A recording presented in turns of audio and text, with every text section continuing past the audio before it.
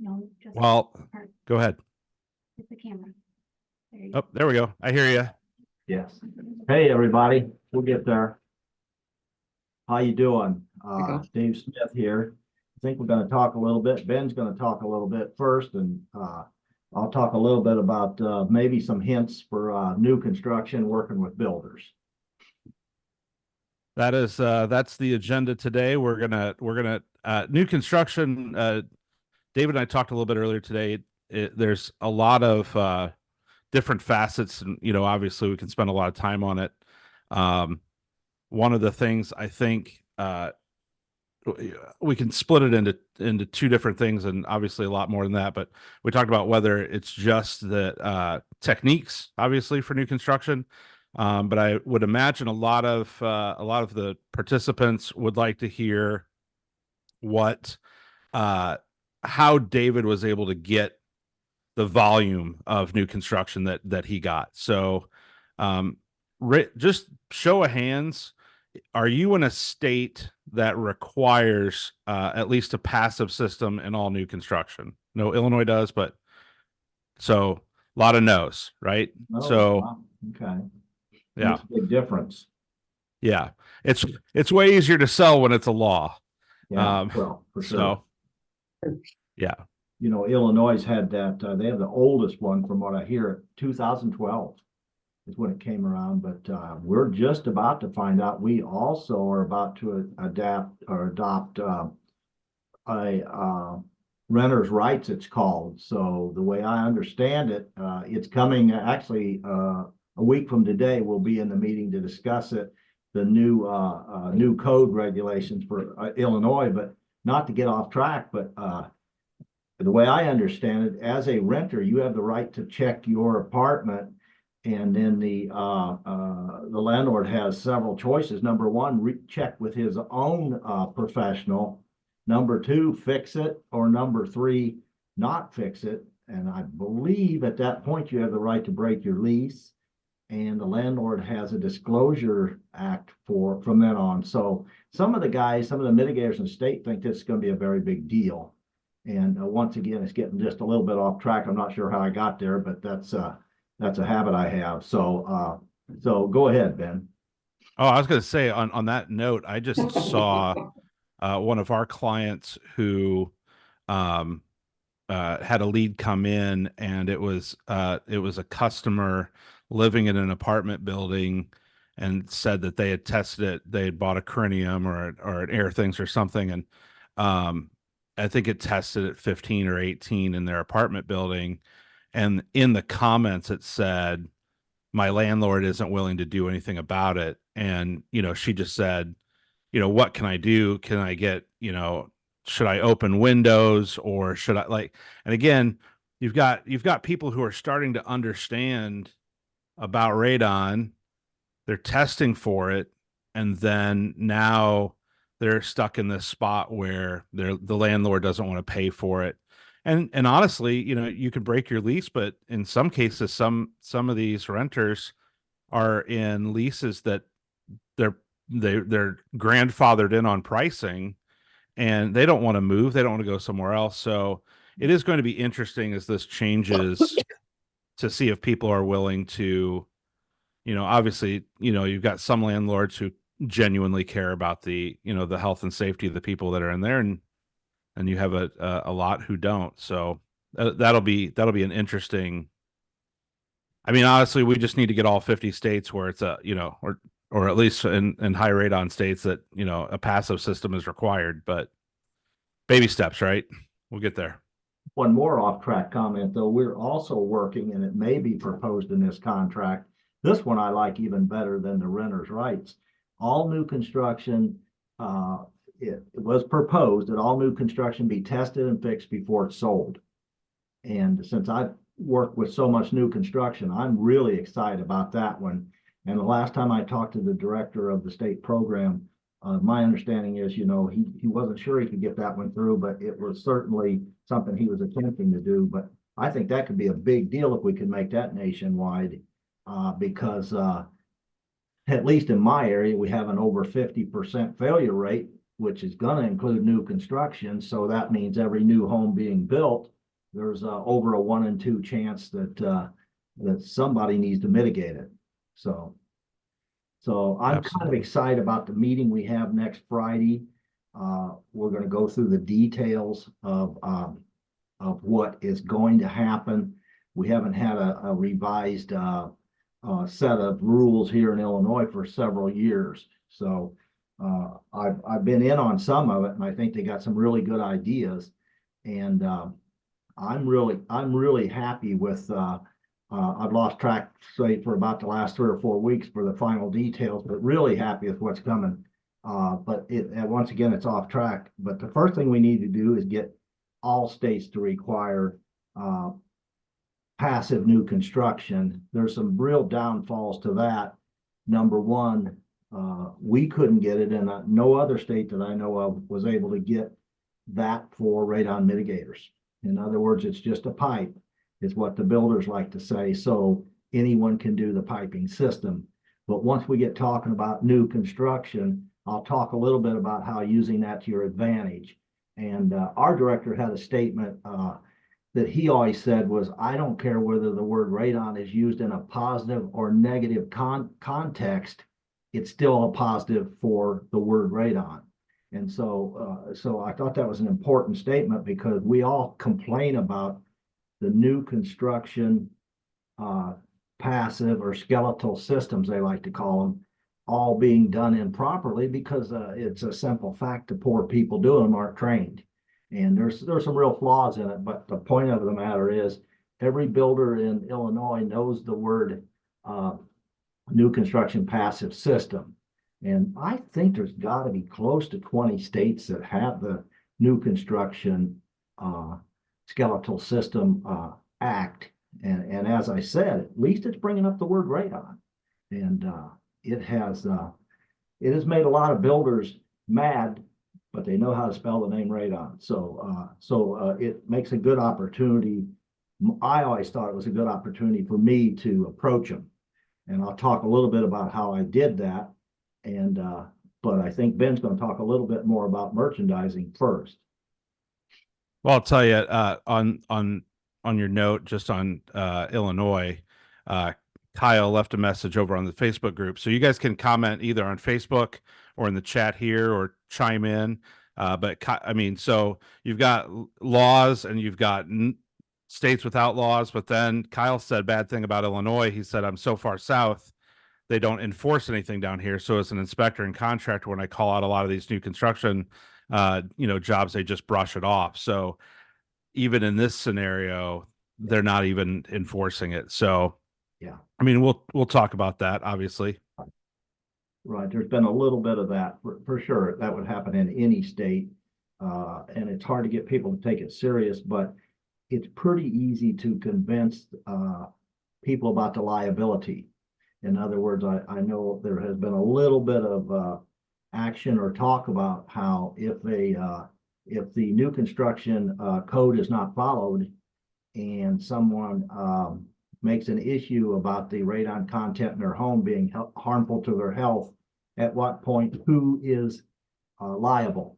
And so there's those kind of things have certainly come to question in Illinois. So it has convinced most people in central Illinois and all of northern Illinois. I don't know any builders that aren't doing it anymore. And I don't know if it's the fact that the code officials have caught up with it, because the code officials are required to inspect that, at least to acknowledge that it's done. But there's certainly a lot of flaws to it. But I'm sure glad to live in a state that, first of all, is regulated, and secondly, that as I said, if nothing else, that code makes the word radon stick in everybody's mind that's anywhere near the building industry. Well, cool. Before we get too deep into it here, I've said this, those of you that are on the Zoom here for the first time, welcome. We are certainly glad to have you here. Our goal is we have a handful of goals. One is to be respectful of your time. So we're going to try to start on time. We're going to try to stop on time. So you can carve out this time each week. And then we want to give you some content that will immediately make you some money. So we want to do things that you are able to, if you're going to invest an hour in the group, we want to make sure that you are getting a good return on that investment. And certainly this is also, as everyone's joining us each week, we want this to be a place where you can make some friends and you can continue that conversation on the Facebook group and ask questions. The Facebook group is now private, which means if you're familiar with Facebook, a lot of times you'll see people who post in a group and it shows up in your feed. And that's when those groups are public. So we changed it to private. So anything that is typed inside of the group is not going to show up on your personal feed. If you see it, it stays in there. So that means that if you're like, I don't know how to fix this house, it doesn't show up to the public. And so we want this to be a safe space where you can ask questions and a rising tide lifts all boats. We want to make sure that we can elevate the industry through helping each other out. Even if all 20 of us here were in the exact same market, with obviously some exceptions, but I mean, we can still increase the quality, the service, the things that we're able to provide to our clients. Obviously, you guys all know David. Those of you who I haven't met, I'm Ben Miller. I own Service Booster, which is a marketing agency. David convinced me a few years ago to get licensed as a tester because they were just constantly having trouble finding people that could test. So I am licensed in Illinois as a radon tester as well. I've been working with David for almost a decade now. So I have been in crawl spaces. I have been on roofs. I have been, I have a pretty good understanding of what's going on when they came over to do the installs on our multiple homes and stuff. I'm the one that was picking out where I wanted the suction point at. So I do get that. So you guys can, David's obviously not quite as on Facebook, but if I see you guys asking questions, I try to relay that back to them, or I'll take notes of those and I'll bring them to these weekly meetings as well.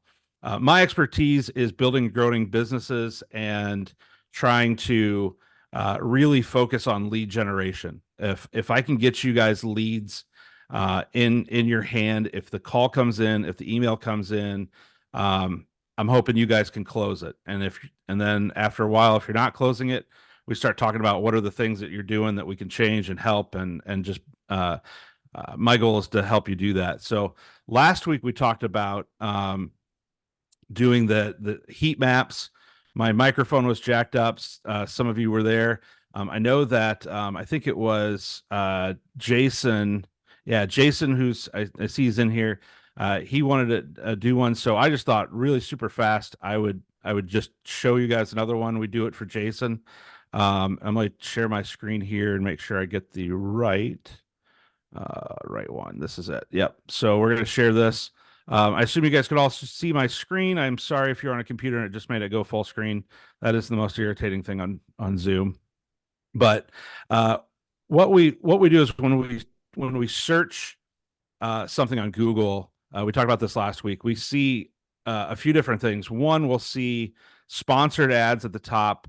The second thing we see is this map pack. And then below that, we start to see the organic search results. And so the top are these, is what's called the map pack. Now, Jason is in Edwardsville, Illinois. If you're not familiar with Edwardsville, it is just outside of St. Louis. So depending on what Jason's like area that he covers, I would imagine that he, as most of you, if you could stay in your backyard and not have to drive 2 hours to a job, you will, or you'd rather do that. But you could just see around St. Louis, there's quite a few different radon businesses here.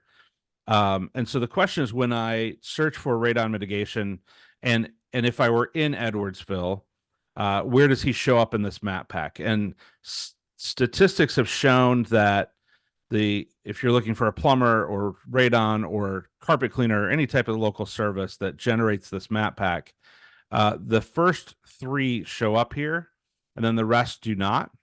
You have to go into more businesses in order to see that. And what happens is people are way more likely to call one of these businesses up here.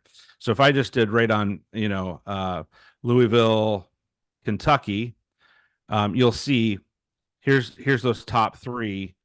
And even though, depending on where I am in Louisville, SWAT, Protect, Radon Management, but then we hit this more businesses.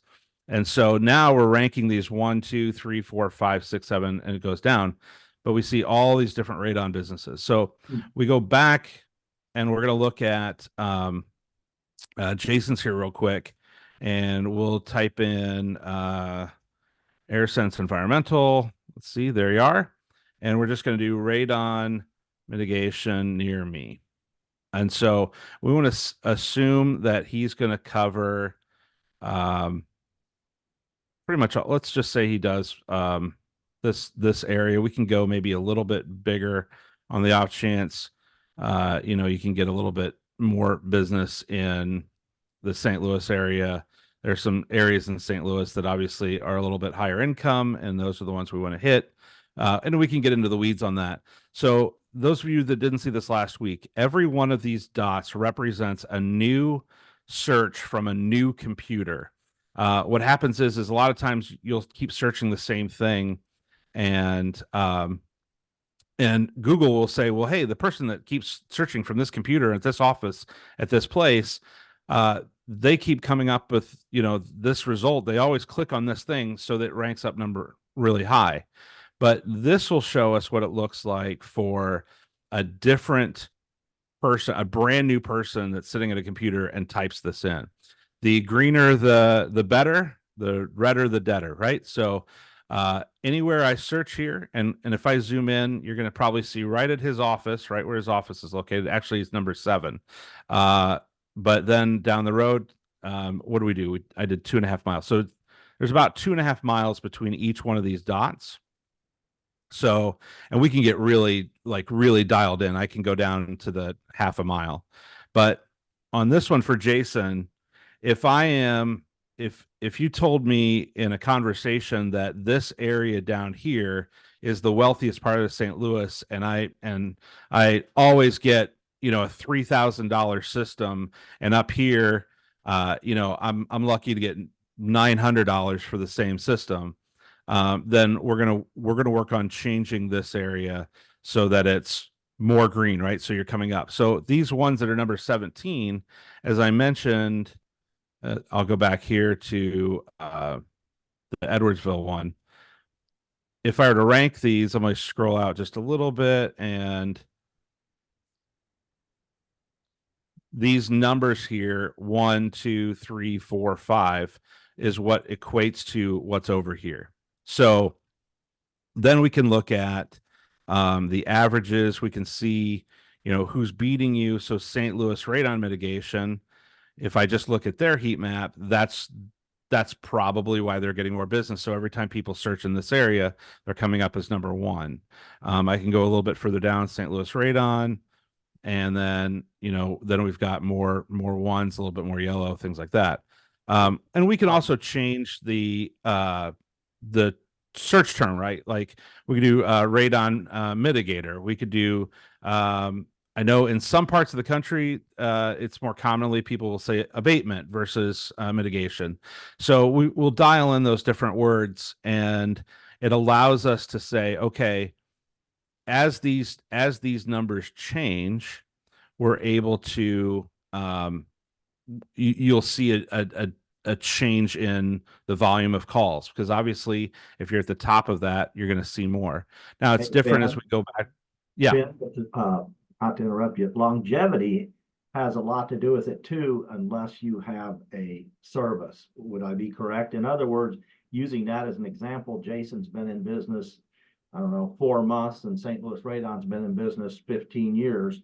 And so you can see the big difference, but longevity plays a big role in it, but that's where you come in handy. So you could take somebody that doesn't have the longevity and help the system. Is that correct? Yeah, yeah. I equate it to this. It's longevity does help. There's a lot of different things that we're looking for. The how long your business has been in, how many reviews you have, how many people, how many posts and things you have on your page. Obviously, when we're looking at this is basically, we call this the Google My Business. So if I click on here, this is the if you don't have a Google business profile or a GBP or GMB, this is it's crucial. We want to make sure that we have the area served, things like that. But I have a concrete business here in Bloomington Normal that opened last September, and I'm now ranking #1 against some businesses that have been around for 50 years. So that is what we do. So we inject into there. And then I always tell people, sometimes, businesses are doing really, really, really well, but then the problem ends up being that it ends up that someone else comes in and starts doing the work, and then they start ranking over those businesses that are doing well. It's like going to the gym. It's like losing weight. If you've lost 100 pounds, you can't just go back to doing nothing. You have to continually do the work month after month after month. And that's what we do to generate those high numbers. And the volume of business that comes from that Google business profile versus, the just a website. Now, don't get me wrong. Once people get to the website, and your website looks like it was made by a toddler in 1994, they're probably not going to think that you're a great business either. So there's layers of what if they call you and you don't return the call for 4 or 5 days, then yeah, these are it's layers of things that we have to address. And so I start by when you call me and say, hey, yeah, we want to be #1. We want more business. Then I start with assuming that you're a great mitigator, right? I just assume that you're taking care of your people well.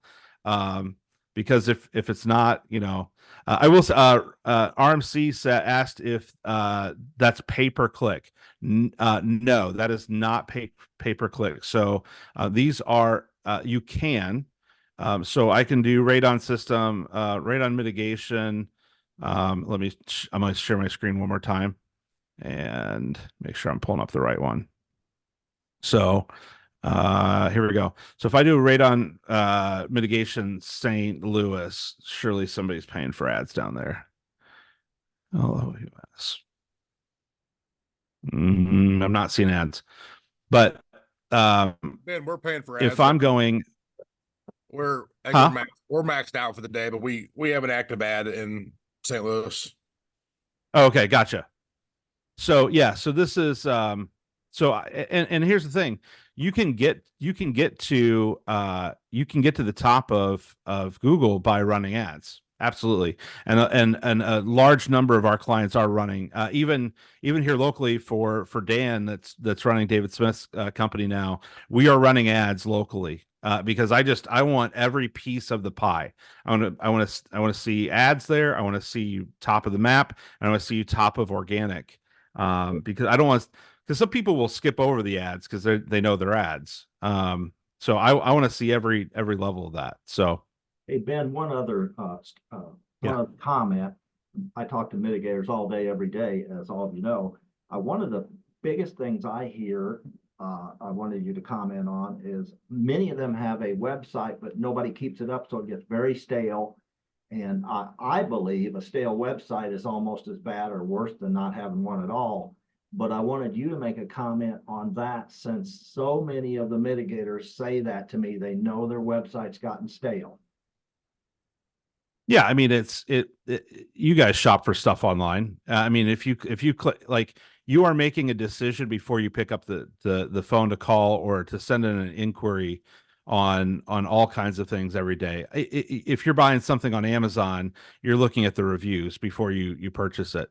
For the companies that the service businesses that I work with, my goal is for when someone calls you that you are taking an order and not having to do sales.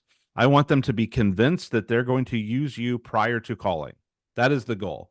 And so if I have to fight that with, if you've got an and that's why every one of the packages that we do includes, building and maintaining a new website.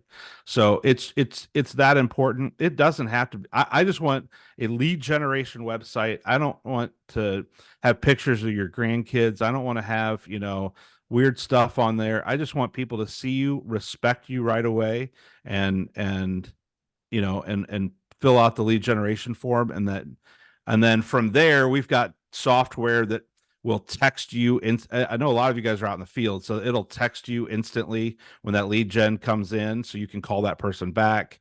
Yeah, I mean, we've got people doing call center just to make sure that people are answering the phone, because the number of people that will move on to a new business instantly if you didn't answer, or that we are, the only thing that we can sell is time, right? And so we want to, people can go out and figure out how to mitigate their own homes, but the time I can go and figure out how to roof my own house, but I might pay a roofer because that saves me time. I could clean my own carpets, but having a guy come in and do it saves me time. And so if I'm if I'm requesting information from businesses and they're not responding to me, I am moving on to the next business because they've disrespected my time. And that is something that we hold really, really, really, close to the vest. And so, yeah, it's yes. And you've got to be at the top of the search engines. You got to have a great website. You got to be able to respond quickly. You got to, the number one thing I love seeing reviews from my mitigation companies. Yeah, they did a great job. Yeah, they lowered it down to, undetectable amounts. I love it when I see they left it cleaner than when they got there. Like, that is the number one comment that I love seeing from reviews from customers. And that is something that all of you, if you are not, I mean, if you're caulking around the exterior or whatever, obviously you got to sweep up. Some people don't. Some people leave a mess. I know that when David's team came in, they are putting drop cloths on every piece of floor that they're gonna walk on by the time they get to the basement, whether it's tile, whether it's because again, they're going outside, they're climbing up on the roof, they're coming back in, they're tracking stuff in, and homeowners notice that. And just those little tiny things that take a few extra minutes, that's what ends up into the review that people are looking at when they're making a decision whether or not to call you at all. And they're also looking at the worst review that you have, and they're looking to see how you responded to that.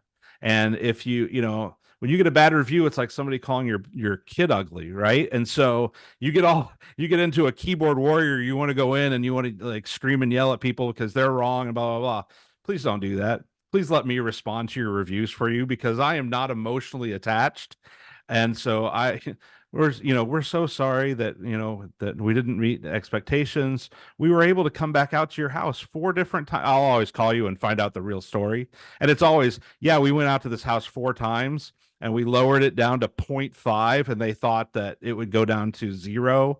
And I'm like, okay. So now I'm educating people through the negative review, because many of you, it, you'll see 100 great 5-star reviews, and you will zero in on the 1-star to see where that company went wrong.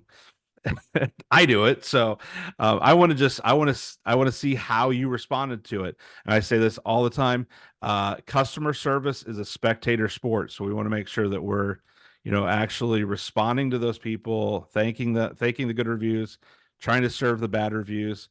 And people also know that there's crazy out there too.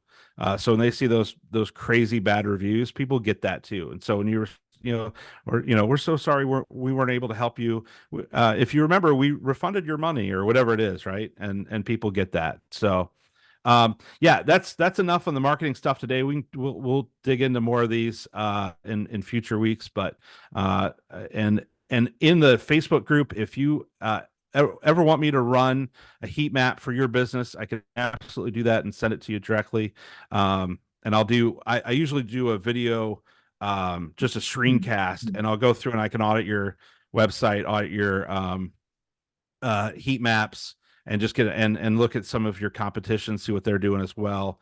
And then we can, reverse engineer that and see how you can improve. So you guys can send me a message. And my email is ben@servicebooster.com, or send it through the Facebook group is great too, either way. Or respond to the email that you got today or yesterday. So let's go on to David here. Let's give him some time, and you can tell us how you made $8 billion in new construction. Set the expectations super high for everybody. Well, just one comment on that. We're not really having these sessions to be salespeople, so to speak, but I don't do any advertising, and I never have, except a website. I don't do any of the services, not one thing, and it's been pretty successful for me. And just on a side note, Ben's also the one that filmed all the videos I made that have about 2 million minutes. I wasn't expecting, but Ben and I have had a relationship, and I found that a fresh website and his ability has been all I ever needed to get all the calls we could handle. But we're going to talk just a little bit about ways to try to stretch your ability to get away from, say, just a real estate market. The problem with only doing real estate work, in my opinion, as an outsider, the problem with doing real estate work is your business is also fluctuating with the real estate market. Whereas with us designing our business away from real estate from day one, well, not day one, but 6 months into it, for us designing our business away from the real estate market, whenever the real estate market fluctuated, we didn't, because we simply looked at other avenues for radon. And there's no question, it was tough in the beginning, and it would be a little tough for anybody to start now. The advantage you have now is awareness and belief. So I mean, when I started 25 years ago, there was a whole bunch of people couldn't spell the word radon, but the non-belief factor was much, probably 75–80% of people were non-believers. And that whole scenario has changed, which puts you in a better position than I was when I started initiating the attempt to build a business away from the realtor. And we'll talk more about that. And a lot of you guys have heard me talk until you've heard enough of me, but I thought we would limit it to how I went about getting builders work. We used to keep some pretty good records, and 24% of my yearly business was new construction. And according to the director that I was so fond of here in Illinois, he didn't think there was anybody else in the nation that had that kind of a percentage. And I came a little bit from the builders industry, but I'm not necessarily sure that gave me an advantage, other than I understood the frustration builders have with that subject. And so a few of the hints that I would say, you got almost everybody watching this, at least I didn't see many raises of hands about the new construction passive or skeletal system law. And so it certainly puts you in a different position. But anytime now that consumers are getting in a much more believing stance, and now that the awareness has gotten so much more, you still have, I don't care whether you're in an unregulated state. I got plenty of customers that are successful in unregulated states because of the awareness. So a consumer doesn't care whether there's a set of rules for you or not. They care about whether their family's exposed to cancer or not. So many consumers buying a brand new house are going to have the same concern. So that when that builder calls you up, he's furious and he's saying, look, I can't sell this house until I fix the radon. So come over here and do it. What's it going to cost me? We wait for the opportunity and sort of wait for the builder to be as mad as he can get. Because it's all a big farce. The government did this to us. It's a big ripoff. I'm really mad about this, and I don't know why it's thrown in my lap mentality. And that's when I approach them. And I think one rule about sales is the best way you can sell something is to agree. And so one of the first things I will tell a builder is, I know you don't believe in the effects of radon, and I have to, or I wouldn't be in this business. But however, I do agree with you that if it's a health risk, I wish it wasn't thrown in your lap. That seems to be the unfair part. Well, now you're making friends with this realtor because now he's starting to say, well, that's the way I feel, and he feels the same way. And so we kind of start out by trying to get that builder calmed down a little bit, but before the conversation's over, in our state that's regulated, and knowing all the plumbers are doing it wrong, every single one of them is doing it wrong. I offer to meet with that builder and plumber so that I can save him some money when I come to activate it. Since most of you are in non-regulated states, I'll stay a little bit away from that, but the builder himself gets so aggravated, especially when he has the threat of a closing getting delayed. And so your goal is going to be to convince that builder that it's in his best financial interest to make friends with you. And so what we try to do is tell that builder, we know you're frustrated, we get it.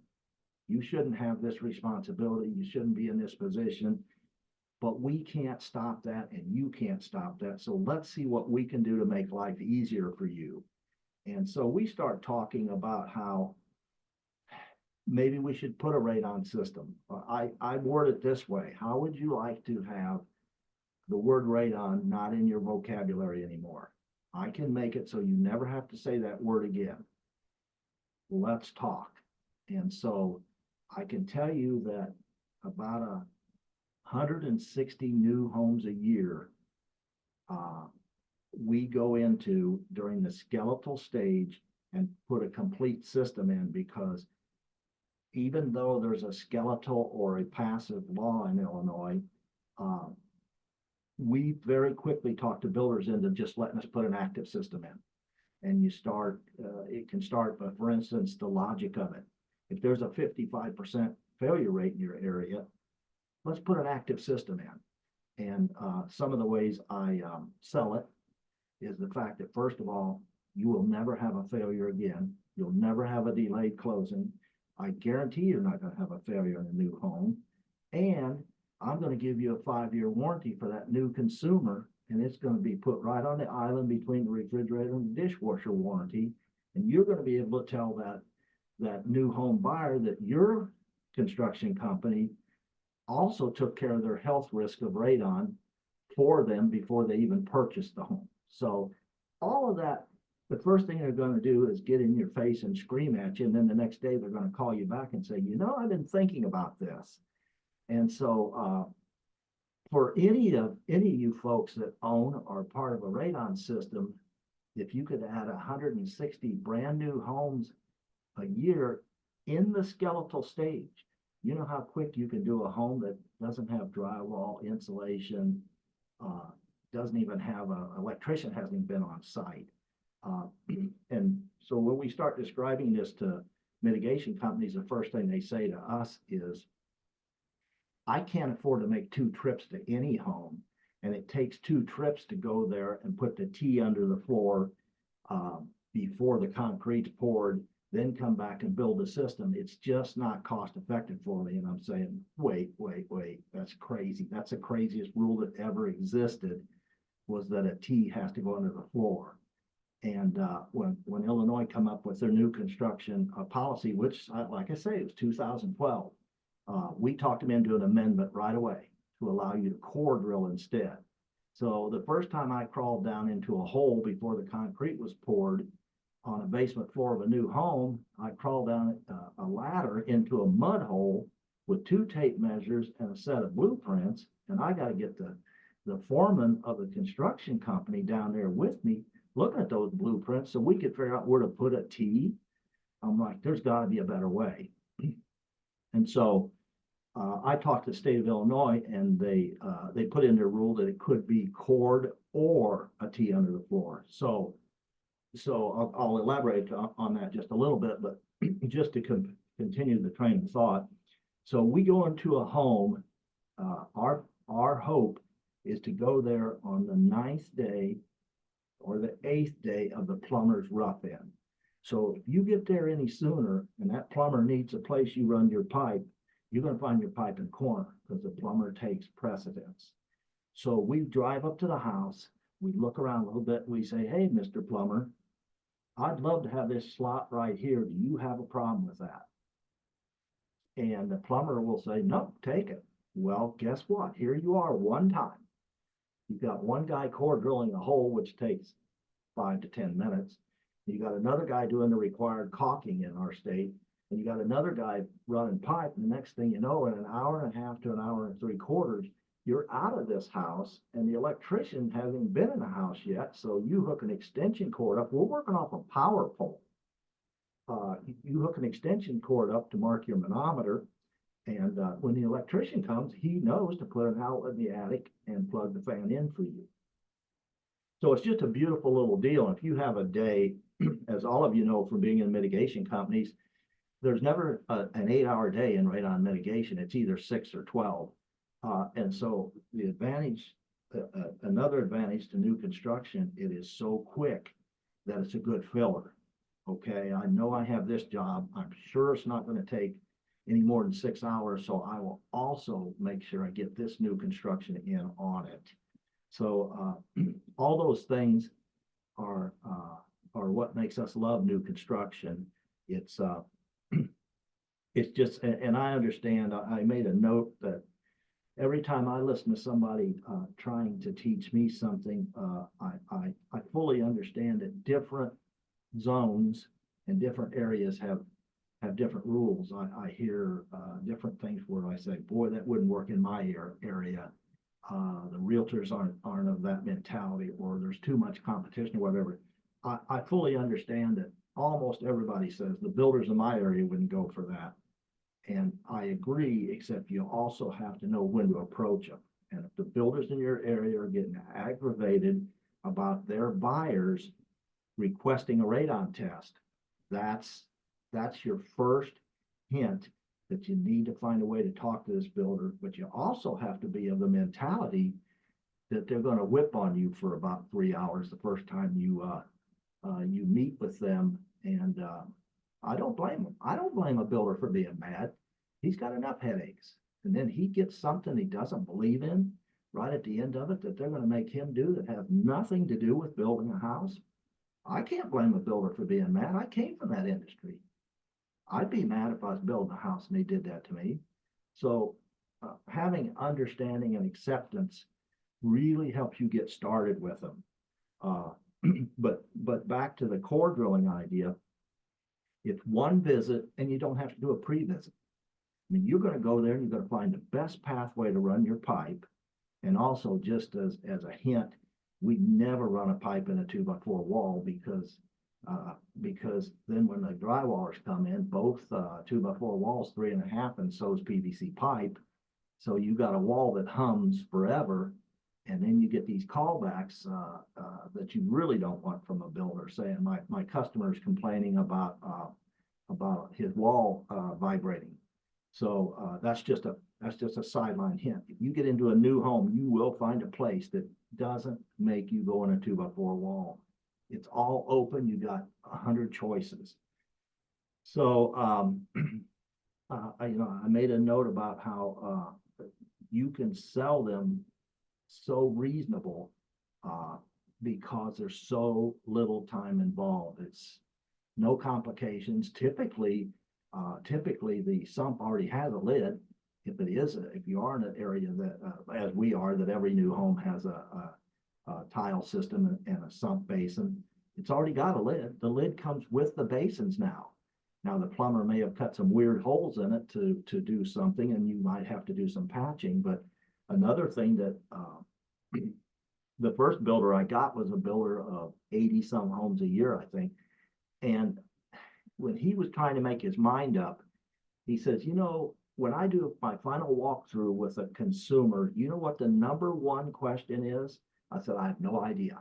And he says, the number one question in a final walkthrough is, you put a lid on that sump, how do I know if my pump is working? And he says, every time you activate a passive system for me, you put that sight glass thing in. I said, yeah, we call that a viewport. He said, you put that in every one? I said, yeah, it's not required. It's just a company policy. So we always put a viewport in. And he said, you know, that answers that question for me. He says, whenever I go through a home that you've been in to activate a radon system or to do a radon system, that customer asked me that question and I have an answer. And so then his next comment was, if I give you all of my 80 homes a year, would you put that in every sump lid? And I said, I sure would. So I guess that you have to think, I've got a couple other notes here. I spoke about the warranty. I spoke about how fast they are to do. You can do them any time of the day, so to speak. But I think one other thing that we all forget is the relationship with the subcontractors. I've had more than one builder come up to me and say, I'm really happy that your crew gets along so good with my plumber, my electrician, everything else, because those builders may complain about their subcontractors, but that's their babies, that's their family. And so you have to be really good at getting along with them. It's a big deal to the builder. But above and beyond that, I told you we built our business away from the real estate market. That's one of the big keys. But you guys have heard me say this, so I don't want to be too repetitive, but I always still refer to the word Rolodex. And Barb, you'll get this, but every family has a Rolodex. Now that Rolodex has a painter in it, it has a plumber in it, has an electrician in it, has a handyman, has a guy that would trim the bushes. But if that person in a household wants something done, they flip to that person. Well, do you think any of them have a radon person in that Rolodex? No. But typically, if a homeowner is been doing some research and says, you know, I think I might just want this radon fixed, the first thing that they're going to do is call their plumber, because radon involves pipe. They seem to want it at the neighbor's house, and it had the same kind of pipe the plumber runs. I'll bet the plumber is the guy that does it. So they're going to call that plumber, and that plumber is going to say, no, I don't do radon. I don't have that license, or I just don't do it. However, it's a big farce, and you don't want to waste your money doing it. But if you don't agree with me, I've been working with this guy named David Smith that does a real nice, neat job, and he seems to be a real nice person. Why don't you call him? Here's his number. I get more business from plumbers, electricians, and don't forget about home inspectors. Plumbers, electricians, and home inspectors, I think if you add those three together, in my personal business, that makes up for the real estate work in itself. But if you do get into new construction, that's when you get your exposure to the trades. And I can't emphasize enough about how important it is to get along and to prove to those trades that you're trying to be an honest person doing a reasonable job, because they're not going to refer anybody unless they're competent referring. If you're the plumber in this household Rolodex and you recommend somebody and then that person disappoints that person, it gets you thrown out of that Rolodex too. And so electricians, plumbers, and home inspectors are all going to be very picky about making recommendations. They would rather say, oh, we'll just look in a phone book, than they would take a chance on their own reputation. So I preach to you, all of you, I preach and preach and preach about quality. And I think that's another example about how quality comes into play so much, because you're not, all these tradespeople can spot quality in a minute. And you're not gonna get any recommendations from any of the sources that aren't realtors without having high quality. So we're getting there, but I'll let Ben finish this up, and we can go back to this subject anytime. We can answer questions. I would love to have every one of you find out what I'm talking about with new construction, because it's just and it all ought to be done. I mean, here I am in Illinois with with a good chance that all new construction is going to have to be fixed anyway. So I can tell you that there's one video I want you guys to go back and look at, and I do a whole video comparing core drilling to putting a T under the floor. And I prove in this video very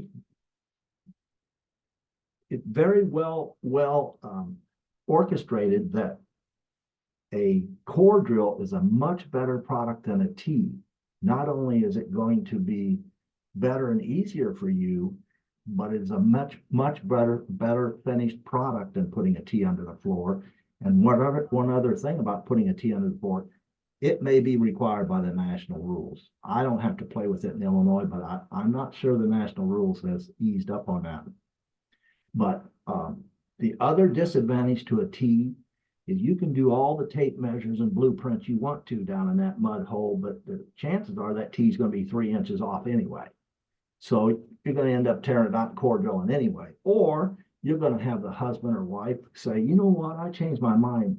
I want a doorway there. And I guess the point of it is core drilling gives you a more precise product and a better product and a 1 visit instead of a 2 visit.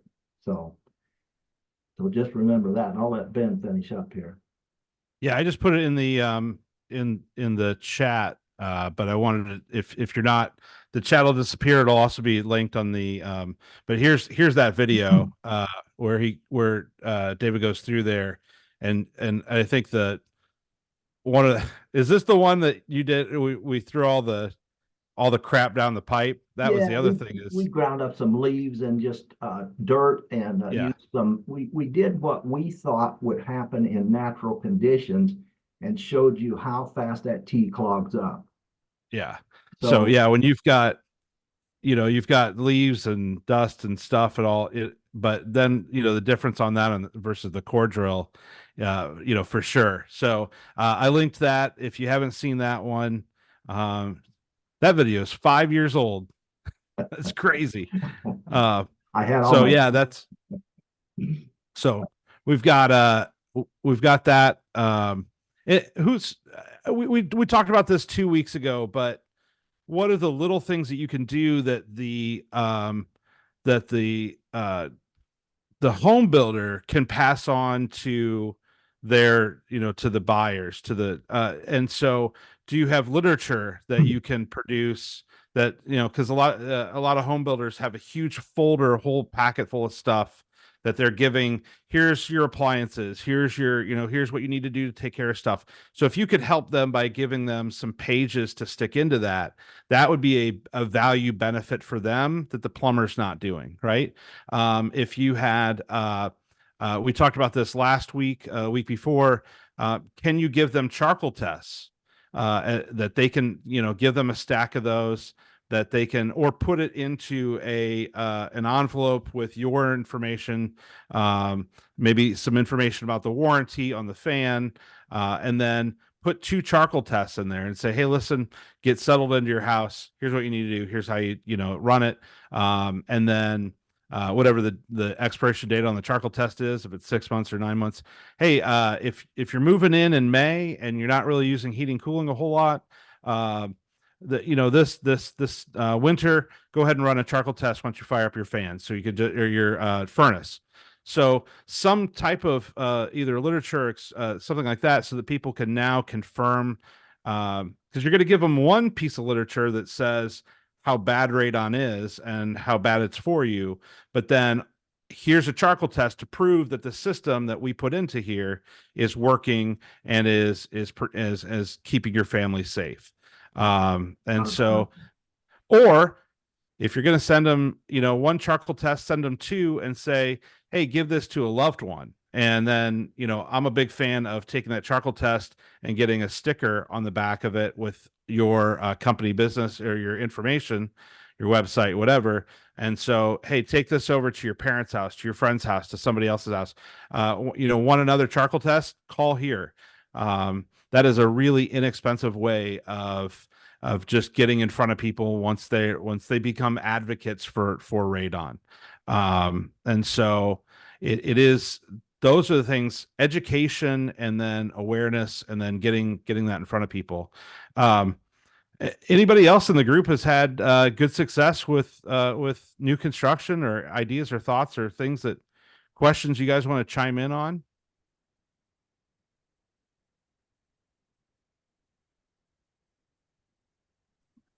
Most people think it's a real hard bridge to conquer because of how builders are, and they're absolutely right. But if you can find it through that first builder, it kind of breeds on itself, because builders are pretty competitive to get those customers. So you have to, as I said, you got to be the type of person that lets them scream in your face to take out their aggressive attitude about the word radon. But they won't forget you if you're trying to help, if you're trying to do something about it. And I'll go back just 1 minute. I didn't really cover this as much, but when I see those realtors or those builders, the first thing I offer is, I said, look, no charge. Your plumber doesn't understand how to do it right, so it's costing you more to get it activated. But your plumber is a friend of mine. I like all these plumbers. They're all my buddies. How about if I meet you and the plumber at the job site someday this week after work, and I'll explain to the plumber what he has to do to make it right. And it generally makes the builder a lot better too, because he says, hey, you know what, this guy's trying to help me, and I know the plumber's sick and tired of running that pipe anyway. Let's talk some more. So I've only had one time that the builder and the plumber agreed to meet me there, but by the time I explained what was required, the plumber looked at the builder and says, I don't want it. So either way it works. But there's little things like that we can talk about. And, you guys and girls, I talk to you on the phone all the time. So we can talk about it anytime, but there's little things like that also make the builder have more confidence in you when you offer to do anything you can to make the subject of radon easier on him. That's the goal. So we'll come. Hey, go ahead, David, real quick. Josh just said, my area has a ton of new construction without drain tile and without sumps. What do you recommend to install before the concrete is poured? I've been using vapor mat, but the builders find it pretty expensive. Well, that's a tough call, and you're right. The builders aren't going to spend any more than they have to. And remember, all of us do radon mitigations in situations that don't have what we would hope for. We all do a lot of homes that aren't cookie cutter homes, and so there's nothing wrong with still doing exactly what I do. I would be going in there and I'd core drill just like I normally would, but I would make sure I dug as big a pit as I could and just build a passive stack, knowing there was a high likelihood it need activated and may need a larger fan. All of you folks there, we discuss using a certain size fan for a certain type home. Either way, it's not going to be any worse. If it doesn't have footing tile and doesn't have a sump basin, then it makes the situation slightly different, but not that big of a deal, because that builder's not going to let you put a vapor mat. And so you just simply accommodate the fact that it's going to take what you normally would do on an older home anyway. And so you gotta know it's probably going to take an Eagle fan. You got to know that very large suction pit is going to be to your advantage too. So that's what I would do in that situation. Cool. Any other questions? Anybody have anything they want to jump in on before we cut out here? We got enough people off here. Topic.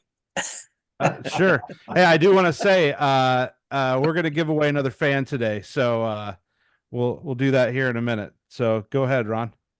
So I'm just curious on condo associations where the association owns the soil. Is there any is there any precedence set where an association would have to cover the radon mitigation as opposed to a condominium owner? In my experience, typically not. Now, the condominium association gets real particular about what's on the outside of that unit, because the way it typically works in my part of the country is a condominium association owns the exterior, and the tenant or the owner of the condo owns anything on the interior. However, we've had situations where the condo association said, no, you're not doing anything. And that's a real easy thing to fix, because it being a health issue. So the condo association cannot stop it from being fixed, but they can determine how you're going to fix it in terms of aesthetics to their exterior. So we've done condos before where we had to do some real creative things to get it up in the attic. But I don't think you're going to find condo associations that are going to take responsibility. However, many times I've got studies that I've done on this, and Ron, you and I have talked a little bit about them in the condominium situation. All the records I have of the studies we've done, you do need to realize that fixing one condo typically fixes the two next to it. And so there's some things about that, but I've never been in a situation. I've been in plenty of situations where the owner of the condo has sure attempted to make the association pay for the mitigation, but I've never seen it be successful. Okay, thank you.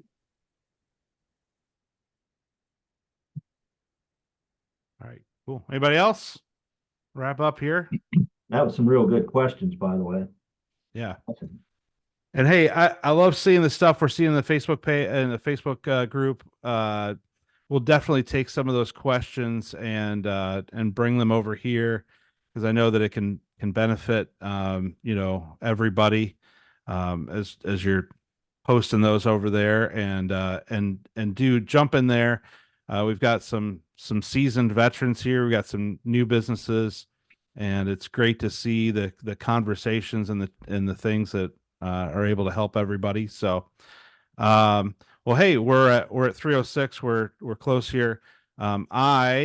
The last time we gave away a free fan, I said, who wants it? And somebody raised their hand. We just gave it to them. So yeah, was that Eric? You want to put the names in a hat and draw them this time? I tell you what, I absolutely can do that. We can look at this right here. I have put everybody's name that's in here into a random generator. And we are going to see, hopefully everybody's still in here. Here we go. Let's see who our big winner is. It is Jason Jackson. What a big day for Jason. Yes. Not only does he get his message answered here, but he gets a free fan. I was just praying, Ron, I love you, but I was just praying that we didn't have to pay to send you one. It's easier. I'd rather send you $150. Yeah. We've had our share of shipping things to Alaska, haven't we, Ron? Yeah. It's a whole learning experience. Yeah. If we can get it to the United Kingdom easier than we can get it to Alaska, that's a whole thing. So well, hey, Jason, we'll get you that fan, and you're close enough. Maybe we'll deliver it. We'll swing down there by Edwardsville. I went to school in Greenville, so we went to Edwardsville if we wanted to, have dinner. So we weren't far away, but I got a roofer down in Edwardsville that we work with. So, hey guys, thank you so much. Thank you for joining us, and we will see you next week. We have no idea what the topic will be, but if you got something that you want to hear about, whether it's on, like I said, we try to throw something marketing in, we try to throw something in to build your business, and then we want to throw in those tips and techniques to try to get you, doing what you do better, faster, and make it easier on you. So that's our goal. Next Friday, I'll be at the Midwest Conference in Northern Illinois. Midwest Radon Conference. So we'll either try to have it on a different day or Ben Yeah, can we do the thing. Sure. Yeah, we'll see how many. Maybe we'll throw that out there if you guys are heading to several of you are going to the Midwest Conference. Yeah, I forgot about that. But the wait, is that next Friday? No, that's in 2 Fridays. That's the 15th. Is it? I think it's 2 Fridays. I know that because I will be. We may take that week off. I'll be in Florida that week. Okay. So Good. but, You're right. You're right. It's 2 Fridays away. Yep. So, Good. all right, guys. Thank you so much. We'll see you next week. Thanks. Okay. Have a good weekend. Bye. Thank you. Bye, guys.